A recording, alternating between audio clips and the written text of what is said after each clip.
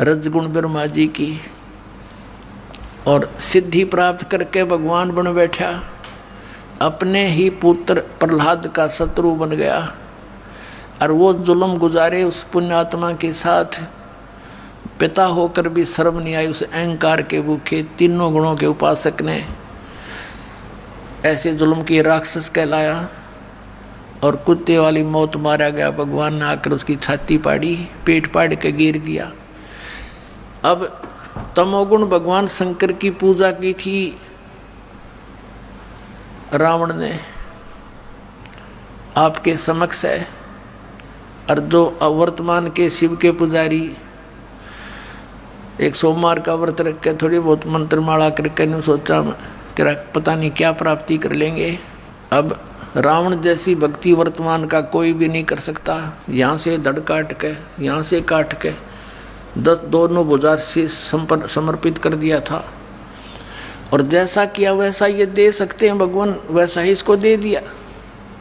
लेकिन दुर्बुद्धि नहीं गई, राक्षस कहलाया, कुत्ते वाली मौत मारा गया। और कैसा दूषित कर्म किया, अपनी ही माता को, सीता को उठा लाया, जो शंकर भगवान के बड़े भाई की पत्नी थी, उसको उठा लाया। पत्नी बनाने की चेष्टा कर रहा था अपनी माँ को। इसे दुष्ट और कौन होगा, दूषित कर्म और क्या होगा। कुत्ते वाली मौत मारा गया और राक्षस कहलाया। एक भस्मागिरी नाम का साधक था, तपस्वी था, तमोगुण श्री शिव का उपासक। और शिव जी के गेट के सामने, मेन गेट के सामने ऊपर को पैर करके नीचे ने सिर करके तपस्या करने लग गया। 12 वर्ष तक सिरासन पर रहा। एक दिन पार्वती जी ने कहा कि भगवान आप तो महादेव हो, देवताओं के देव हो, आप तो जो चाहो सो कर सकते हो, आपके भगत को दे दो जो मांगता है। अब भगवान शंकर ने कहा, शिव जी ने कहा तमोगुण ने कि मांग भाई भस्मागिरी, क्या मांगता है साधु। भस्मागिरी ने कहा जी वचनबद्ध हो जाओ तब मांगो। भगवान शिव ने कहा ठीक है भाई, मैं वचनबद्ध हो गया, प्रतिज्ञा करता हूँ तू मांगेगा वही दे दूंगा, वचन है मेरा। उसी से मैं सीधा खड़ा हो गया और कहने लगा भगवान ये भस्म कड़ा दे दो जो आपने हाथ में पहन रखा है। उस भस्म कड़े में एक शक्ति थी, उसको मालूम था कि जिसके सिर के ऊपर ऐसे करके यूं कह दिया कि भस्म, वो व्यक्ति, वो पशु पक्षी भस्म हो जाता था। अब जो ही भगवान शंकर ने वचनबद्ध होने के कारण वो अपना प्रिय कड़ा भी दे दिया, ये सोचकर कि साधु संत है, जंगल में रहता है, हिंसक पशुओं से बचने के लिए, राक्षसों से बचने के लिए ले रहा होगा, दे दिया।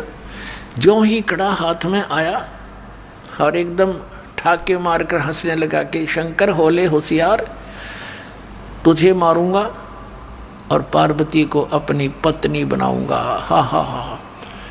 अब उसने यूँ किया, शंकर भगवान जान गया कि तो एकदम चेंज हो गया सारा, इसका तो हाव भाव बदल गया नीच का।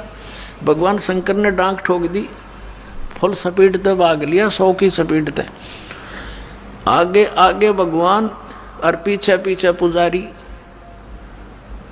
जा खखाट पट्या। तब परमात्मा ने आके रजा करी,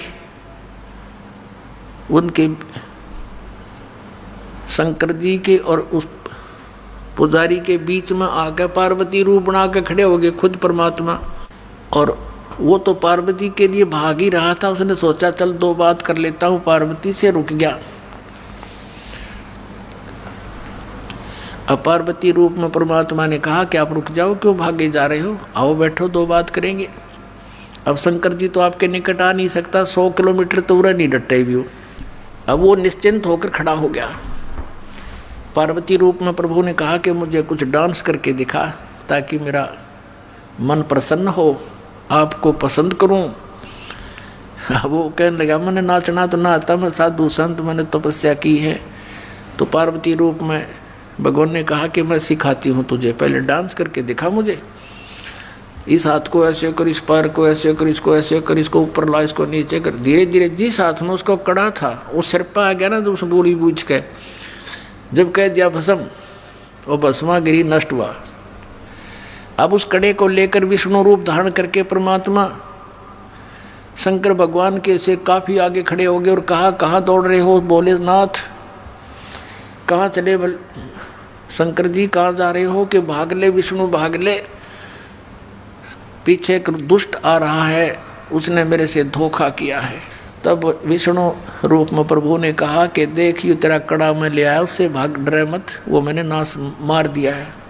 कि नहीं नहीं, ये कोई और होगा, कि वही है, चिंता ना कर। दौड़ता दौड़ता पूछ रहा, कैसे क्या कर दिया? कि मैंने उसको ऐसे ऐसे पार्वती रूप बनाया, उसके सामने खड़ा हो गया, उसको गंड नाच नचा के और उसको ऐसे किया, जब वो मार दिया। शंकर भगवान ने कहा, मुझे उसकी वो ऐसे दिखा दे, राख कहाँ सी जड़ा है। वो ला के दिखा लिया ना कि यो पड़ा उसकी राख। जब कलेजे की धड़कन बंद हुई भगवान शिव जी की, जिसको अविनाशी कहा करते, अजरो अमर मृत्युंजय कालज सर्वेश्वर महेश्वर। बताओ, ये थे हमारे टीचर हिंदू धर्म के, नकली गुरु, मूर्ख बना रहे हमारे को हजारों वर्षों से। अपने आत्माओं, ये तो दो गुणों के पुजारियों का निर्णय हो गया। किसे थे ये? राक्षस स्वभाव को धारण किए मनुष्यों में नीच दूषित कर्म करने वाले मूर्ख है। अब भस्मा गिरी जैसा नीच कर्म कौन करेगा? भगवान की पत्नी पे, और नीच खराब कर दिया अपनी माँ पे, तो इसे दुष्ट गीता जी में कहा है, राक्षस स्वभाव को धारण किए। भस्मा असुर कहलाया, भस्मा राक्षस कहलाया, भस्मा गिरी से। अब सतोगुण श्री विष्णु जी के पुजारी वैष्णो धर्म, वैष्णो साधु होते हैं। एक समय हर की पैड़ी हरिद्वार के अंदर एक कुंभ के पर्व की, कुंभ के मेले की, त्योहार की पर भी लगी। हर की पैड़ियों पर वो पर भी लगनी थी, वहाँ स्नान करना था। तो सभी ये षटदल बोला है न, 6 प्रकार के को, गिरी, पुरी, नागा, सन्यासी, वैष्णो, नाथ, ये षटदल कहलाते हैं। दल माने संख्या, अलग अलग ग्रुप, दल माने पूरा समूह। तो ये सब षटदल अपने अपने स्थान पर, अपने अपने डेरों में, अपने अपने ग्रुप में, गिरियों में गिरी, पुरियों में पुरी, सन्यासियों में सन्यासी, नागाओं में नागा, वैष्णों में वैष्णो साधु जा करके अपने ग्रुप में वहाँ हरिद्वार में इकट्ठे हो गए। ये ऐसा ही करते हैं। और जब स्नान करने का समय आता है, उस समय ये सभी चल पड़ते हैं अपने मुखिया के पीछे पीछे। अपने अपने अलग अलग गिरियों का मुखिया अलग होता है, पुरियों का अलग, सन्यासियों का अलग, वैष्णों का अलग, नागाओं का अलग। ये नागा और गिरी, पुरी, सन्यासी और ये नाथ, ये सारे तमोगुण शिव के उपासक, सतोगुण विष्णु के उपासक, वैष्णो साधु। पहले नागा पहुंच गया पूरा ग्रुप, कोई हजारों की संख्या में, 50-60 हजार। और हर की पैड़ी पर नहाने के लिए पोजीशन पकड़ के पहले स्नान करने लगे। पीछे से आगे वैष्णो का समूह पूरा। वैष्णो ने आकर कहा कि हे सतोगुण वैष्णो, विष्णु के उपासकों ने कहा कि हे नागाओ, तुम पहले स्नान मत करना, प्रथम हम स्नान करेंगे, हम सर्वश्रेष्ठ हैं।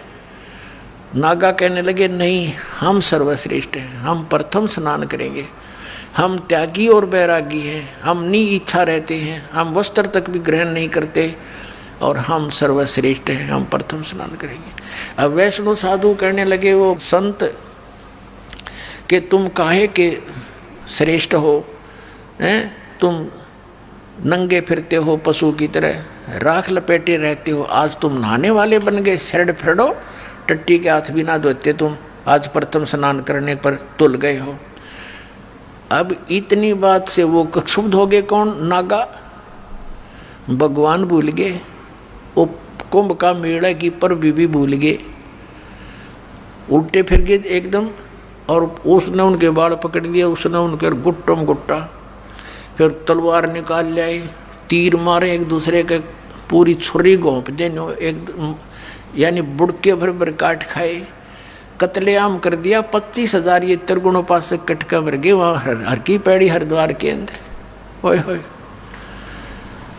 अब इसके विषय में सुख संवेद में कहा है, तीर तुपक तलवार कटारी जमदड़ जोर बधावे हैं, हर पैड़ी हर हेत न जाण्या वाजा तेग चलावे हैं, काटे शीस नहीं दल करुणा ये जग में साध कवावे हैं, जो जन इनके दर्शन को जावे उनको भी नरक पठावे हैं। ओए होए, 4 पंक्तियों में निर्णय दे दिया सुख संवेद में परमात्मा ने, कबीर भगवान ने, कि तीर तुपक तलवार कटारी और डट के लठ बजावे हैं, जमदड़ जोर बजावे हैं, और हर पैड़ी हर हेत नहीं जाना। हर की पैड़ी कहें भगवान की छाती पे कतलेआम कर डाला, हर पैड़ी हर हेत नहीं जाना, वहाँ जा तेग यानी तलवार चलावे हैं, और काटे शीस नहीं दल करुणा ये जग में साध कमावे हैं, इन्हें तुम संत भी कहते हो। और जो जन इनके दर्शन को जावे उनको भी नरक पठावे, उन भी ये पाठ पढ़ाओगे, ऐसे उनको बना देंगे। आज तक ये कैसा जुल्म करते रहे, हिंदू मुसलमानों को मार डालते हैं इन्हीं के बहकाए हुए, और मुसलमान हिंदुओं का काट डालते हैं और काजी और मुल्लाओं के बहकाए हुए। तो पुण्यात्माओं, जब तक हम तत्व ज्ञान से परिचित नहीं होंगे, हमारी ऐसे ही ये हमारी दुर्बुद्धि बनाए रखते हैं, हमारा दुरुपयोग करते हैं ये मूर्ख लोग अपने स्वार्थ के वास्ते, ये गुरु। अब हर पैड़ी हर हेत नहीं जाना वहाँ जाते एक चलावे हैं, और काटे शीस नहीं दल करुणा दया नहीं इनके अंदर।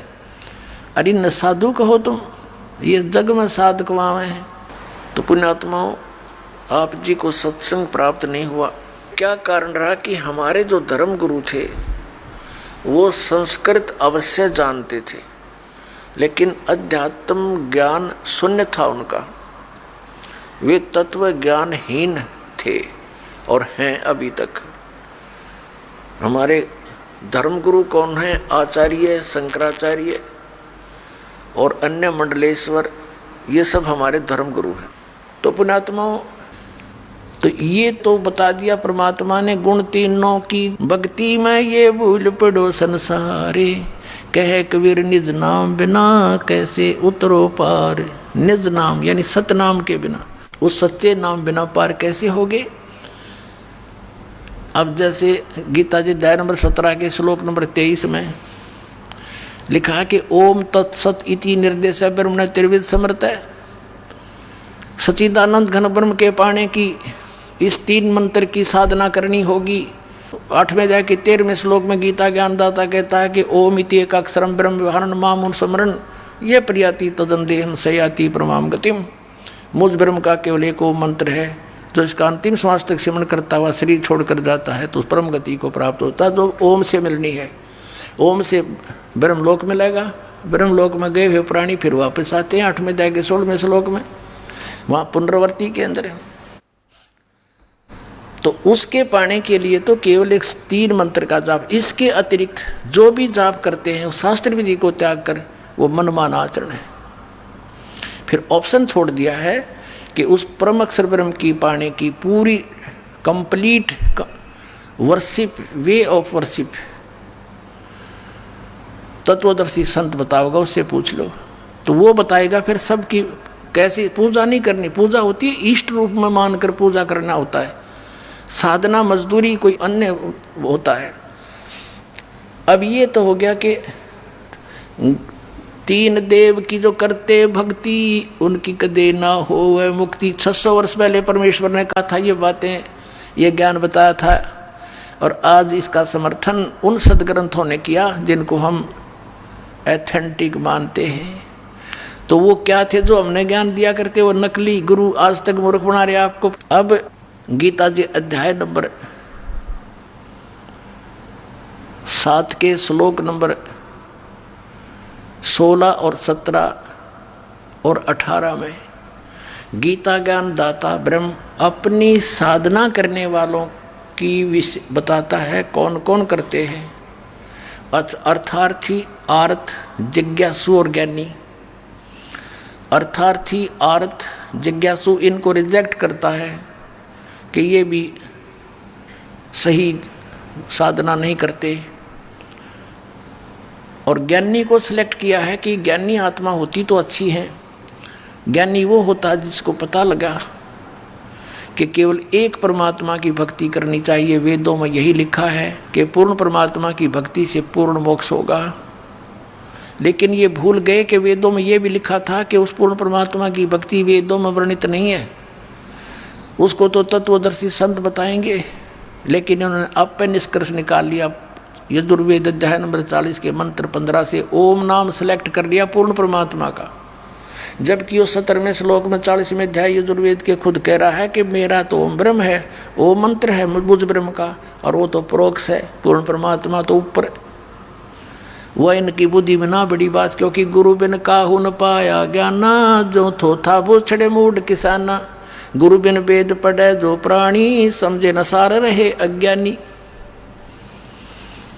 जिस कारण से इन्होंने, इन ज्ञानियों को ये तो पता लग गया कि उपासना नहीं करनी, तीनों गुणों की पूजा, रजगुण ब्रह्मा सतगुण विष्णु तम गुण शिव जी की भी नहीं करनी चाहिए। तो इन्होंने ये भी ज्ञान हुआ कि मनुष्य जीवन केवल परमात्मा प्राप्ति के लिए मिलता है, इसमें भगवान प्राप्ति साधना भक्ति नहीं हुई तो व्यर्थ है। इनको ज्ञानी कहते हैं। तो इनको तत्वदर्शी संत ना मिलने से गीता ज्ञानदाता कहता है, ये 7वें अध्याय के 18वें श्लोक में, ये ज्ञानी आत्मा है तो अच्छी उदार है, लेकिन ये मेरे वाली अनुत्तम यानी घटिया अश्रेष्ठ गति में सचित हैं। ये मेरे वाली अनुत्तम गति में सचित हैं। कौन सी गति? 8वें अध्याय के 13वें श्लोक में कहा है कि जो मुझ ब्रह्म के ओम नाम का जाप करते हैं, करता हुआ शरीर छोड़कर जाता है, मुझ ब्रह्म का जाप करता हो जाता हो, वो उसको परम गति होती है। कौन सी? ओम नाम से होने वाली परम गति। वो कहाँ ब्रह्मलोक में जाता है? ब्रह्म 8वें अध्याय के 16वें श्लोक में लिखा गीता जी में, ब्रह्मलोक पर्यंत भी जन्म मृत्यु में आते हैं।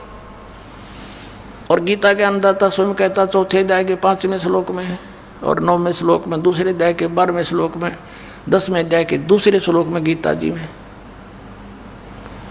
कि तेरे और मेरे बहुत जन्म हो चुके हैं अर्जुन, तो नहीं जानता मैं जानता हूँ। फिर जब तक जन्म मृत्यु है, फिर 18वें अध्याय के 62वें श्लोक में कहा कि तू सर्वभाव से उस परमेश्वर की शरण में जा जिसकी कृपा से तू परम शांति को और सनातन परम धाम को प्राप्त होगा, उसकी कृपा से ही।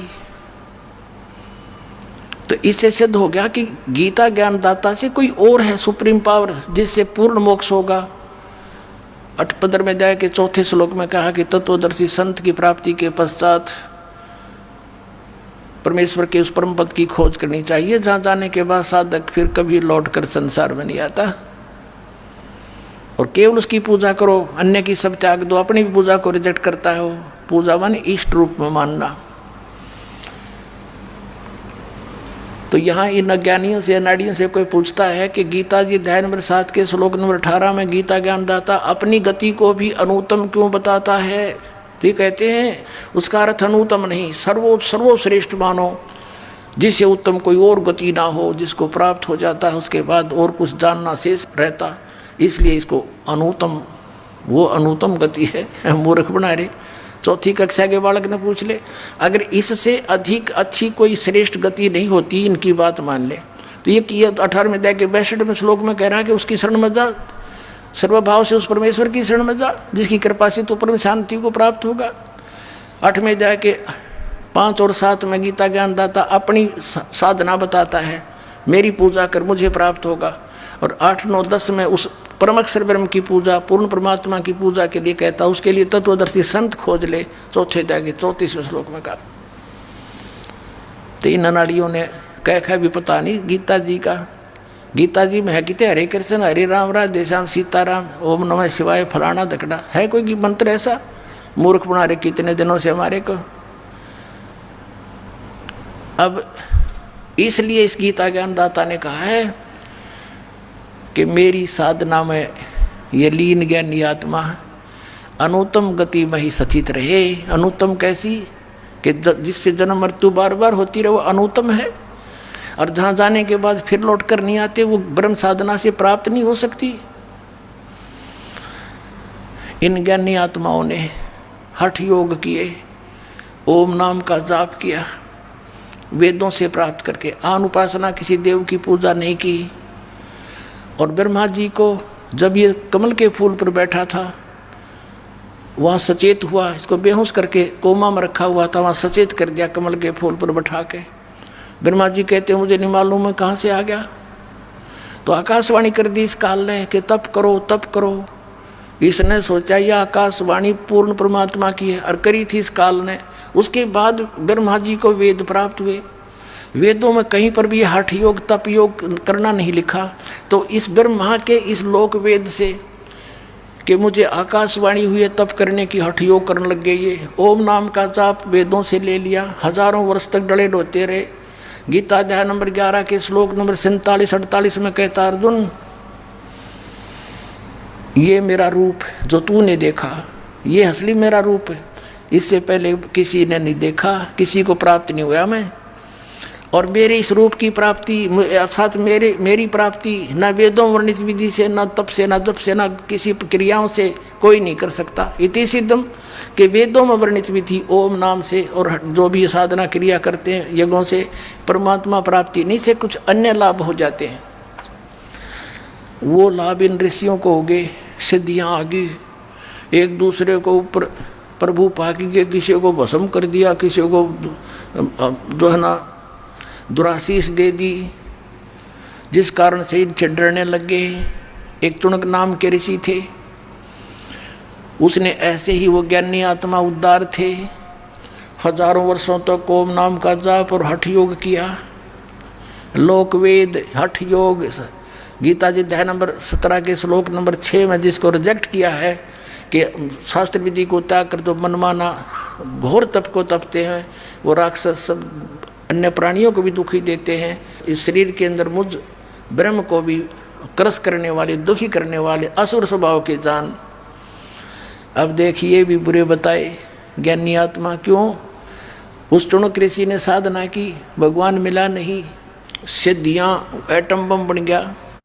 एक मानदाता चक्रवर्ती राजा था, पूरी पृथ्वी पर शासन जिसका हो उसको चक्रवर्ती राजा कहते हैं। अब ये चक्रवर्ती राजा ये अपनी पृथ्वी पर ये देखना चाहते हैं अपने शासन काल में कि मेरे अंतर्गत मेरे अधीन जितने नवाब हैं, राजा हैं, छोटे नरेश हैं, उन्होंने किसी ने मेरी प्रभुता, मेरी पराधीनता अस्वीकार तो नहीं कर दी है।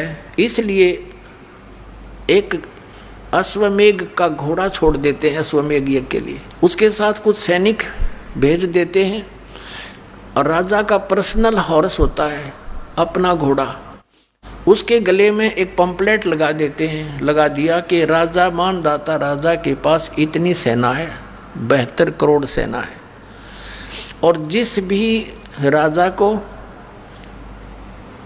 इस मानदाता चक्रवर्ती राजा की पराधीनता स्वीकार ना हो, घोड़े को पकड़ लो, अपने पास बांध लो और युद्ध के लिए तैयार हो जाओ। पूरी पृथ्वी पर वो घोड़ा घूमाया, सब ने पढ़ लिया पंपलेट कि 72 करोड़ सेना, सब चुप हो गए। किसी ने हिम्मत नहीं की घोड़े को पकड़ देने की, अर्थात युद्ध करने की। तो पूरी पृथ्वी पर विजयी साबित हो गया। वो वापस आ रहे थे, चुनक ऋषि वहाँ तपस्या किया करता था, उसकी कुटिया के पास से वो गए थे, वहीं से वापस आ रहे थे। उसने पूछा कि सैनिकों ये घोड़ा खाली क्यों है, इस पर सवार क्यों नहीं, बाकी पर तुम सब विराजमान हो, सवार हो।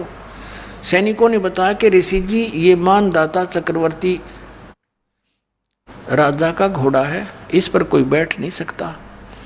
और तुम गए कहाँ थे? ऋषि ने पूछा कि हम पूरी पृथ्वी का चक्कर लगा कर आए और ऐसे ऐसे हमारा उद्देश्य था। तो ऋषि ने कहा कि क्या किसी ने इस राजा का युद्ध नहीं स्वीकार किया, इतना प्रबल है ये? तो सैनिकों ने कहा कि हमारे राजा के पास 72 करोड़ सेना है ऋषि जी, और है किसी की हिम्मत उसकी जाड़ फोड़ दे हम। अब ऋषि ने सोचा देख कुबद काल के हाथ में, पहले तो इनको एटम बम बनाता सिद्धियों से, गलत साधना शास्त्र विधि रहित मनमाना तप तपवा के, फिर उधर से काल के हाथ में रिमोट था, उसने ऋषि के अंदर प्रेरणा भर दी कि इसमें तो अभिमान हो गया राजा में, इसका अभिमान ठीक करना चाहिए। ऋषि खड़ा हुआ और कहने लगा भाई इस घोड़े को मैं पकड़ लेता हूँ और मैं तुम्हारे राजा का युद्ध ओट लेता हूँ। सैनिक कहने लगे रे कंगले कंगाल, तेरे दाने खाने को नहीं, और युद्ध करेगा तो मानदाता चक्रवर्ती राजा के पास। अपने फेर ले माड़ा बोल वाला बैठ के, मत पंगे में पा दे, जप ले अपनी भक्ति कर, जो सा काम करया करे ऋषि वही कर तू। ऋषि बोला भाई मन ने तो पकड़ दिया है घोड़ा, और जाओ कह दो तुम्हारे राजा ने। वह तो तैयार थोड़ा बांध दिया घोड़ा उसके वृक्ष के झोपड़ी जिस वृक्ष पर डल रही थी। राजा को आके सुना दिया कि ऐसे ऐसे पूरी पृथ्वी पर तो किसी ने आपका घोड़ा पकड़ा नहीं, एक चुनक नाम के ऋषि ने आपका युद्ध स्वीकार कर लिया। अब राजा को बताया गया मंत्रियों के द्वारा कि जी आज एक व्यक्ति ने हिम्मत करी है, कल दूसरा करेगा, ये राजनीति होती है, ऐसे तो सिर उठाएगी दुनिया, इसको कुचल डालना चाहिए। राजा बोला जाओ, 18 करोड़ सेना एक बार भेज दी उसके एक व्यक्ति को मारने के लिए, ताकि और भी डर जाएं, भयभीत हो जाएं कि इतनी सेना आ गई हो, तेरे की तो बड़ा तगड़ा राजा है। उधर से ऋषि ने अपने सारे जीवन में जो डले डोए थे उसकी 4 एटम बम बना दिए वचन से, सिद्धि का बहुत बड़ा एटम बम। ये साइंस वाले तो फेल उनके आगे, अगर किसी में वचन शक्ति हो संत के अंदर तो इन सारे फेल कर दे, वो वैसे वहीं के वहीं पानी बना दे। ऐसी सिद्धियां भी होती हैं। अब ऋषि ने अपनी 4 पुत्री बना ली, 4 एटम बम बना दिए अपनी सिद्धि से, अपनी शक्ति भक्ति जो सारा दिन सारे जीवन में डरे डोए थे।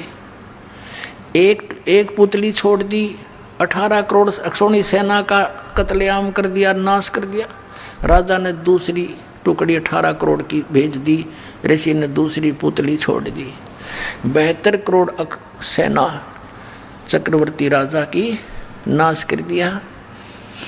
अब इसके बारे में सूक्ष्म वेद में बताते हैं, 72 अक्षौणी खा गया ये चुनक ऋषि सुअर एक, दे धारे जोरा फिरे ये सभी काल के बेख। हे भगवान, कबीर साहेब दी छोड़ परमेश्वर ने आके बताया कि ये 72 अक्षौणी 72 करोड़ सेना खा गया कौन? वो ऋषिवर, ऋषिश्वर, ऋषियों में भी श्रेष्ठों में भी श्रेष्ठ ऋषि के ये लक्षण है यहाँ के नकली ऋषियों के। इनको हम ऋषि कहीं तो राक्षस कहना चाहिए इनको। बता ऋषि का के मतलब पंगा लेने का, वो अपनी भक्ति करे, राजा अपना काम करे, जाने तो करता रहे। तो ये राक्षस स्वभाव को धारण किए हुए ये ऐसे लोग हैं। और इसलिए गीता ज्ञानदाता कहता है मेरी साधना भी उत्तम नहीं अनुत्तम है, इसे कुकर्म करेंगे फिर ये बाद में इसको करके ने। अब क्या बताया भगवान ने, कबीर साहब ने, कि 72 अक्षौणी खा गया, कत्लेआम कर दिया, इसे खा ली वो। और चुनक ऋषिश्वर एक, ये दे धारे मौत फिरे, जोरा माने मौत तुम न ऋषि को, ये तो चलते फिरते जल्लाद हैं, जल्लाद। थोड़ा सा इन्हें छेड़ दे जब तेरा जो नाश होगा। पहले संतों के ये काम होया करें। कबीर परमात्मा आए थे, भगवान पत्थर मारे, डले मारे, तेल के उबलते हुए सरसों के कढ़ाई में डाल दिया, टुकड़े टुकड़े कर दिए, फिर भी खड़े पाए मालिक, और किसी को बद्दुआ नहीं दी। ये होते महात्मा, सर्वगुण संपन्न है कबीर परमात्मा। वो पूर्ण विद्वान वही थे, जगत गुरु वही थे, और तत्वज्ञानी तत्वदर्शी संत वही थे, विद्वान वही थे, और भगवान वही है। अब कहते हैं 72 अक्षौणी खा गया वो चुनक ऋषिश्वर एक, ये दे धारे मौत फिरे।